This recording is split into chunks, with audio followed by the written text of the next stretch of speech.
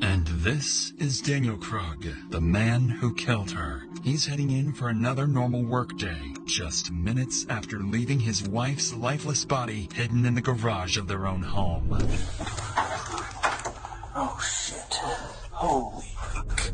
For the last 4 months, this man has been engineering the most calculated homicide plot Colorado has ever seen, manipulating Crystal's children and setting up the perfect scapegoat to take the blame. He believes his plan is bulletproof, that police will spend weeks chasing a ghost and eventually arrest someone else for the murder he committed. And despite nearly perfect detective work, his plan works exactly the way he intended. My husband said there was a dude who's been stalking her and threatened to kidnap her. Oh my God, this can't be true. I was there because you attacked her. Miss Bill, Officer Henry. Yeah, Miss Very good to meet you. Talk to the detective. I kind of have an idea what's going on. Yes. This is Crystal Krug, months before her murder. She lives here with her husband, Daniel Krug, and their 3 children. Both Crystal and her husband are well-educated and seem to have built a comfortable life together with their kids. But behind closed doors, something dark is happening that will destroy this beautiful family. All because Crystal's been dealing with a stalker obsessed with her, sending her constant threats and claiming to watch her every move. This officer is here to check her car for GPS trackers or anything that could explain how this stalker keeps finding her. In reality, the stalker is much closer than anyone could have imagined.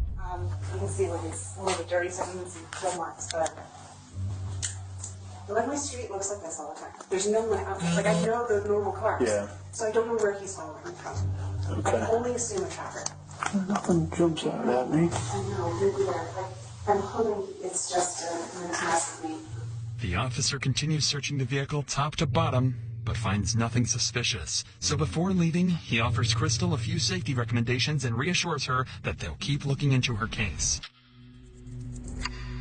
Not long in the course of the investigation, Broomfield police receive another call, this time from Crystal's husband, Daniel, reporting a break-in at his home. An officer is dispatched to check things out. Unknowingly, this encounter will be the start of one of the most calculated murders the United States has ever seen.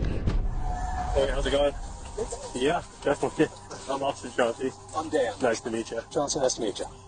So, as I pulled in, I saw someone run out, jump over my gate, and take off that way. Got it.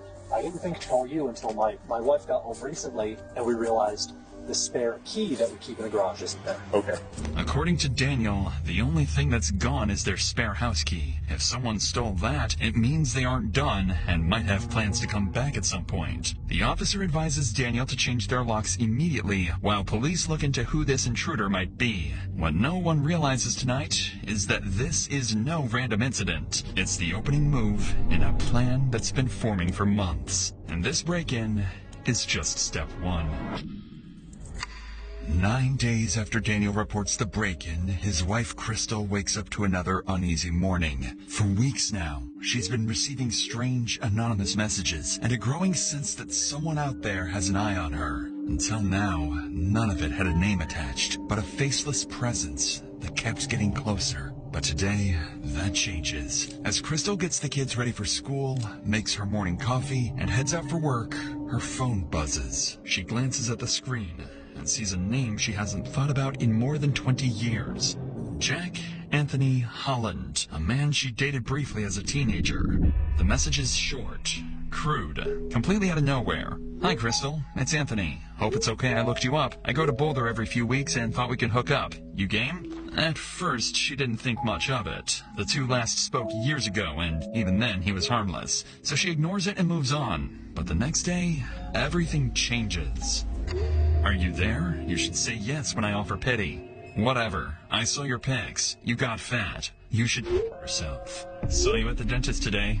Your license plate expired. Gotta fix that.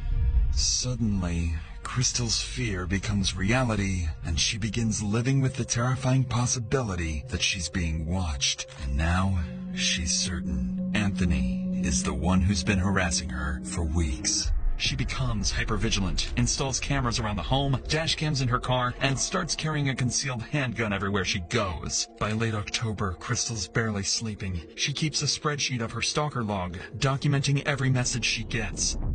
Then, almost a month later, a new email from Anthony confirms her worst fears. This your husband? Drives like slow old lady. He needs to drive safe. The email comes with an attached photo showing her husband Daniel at his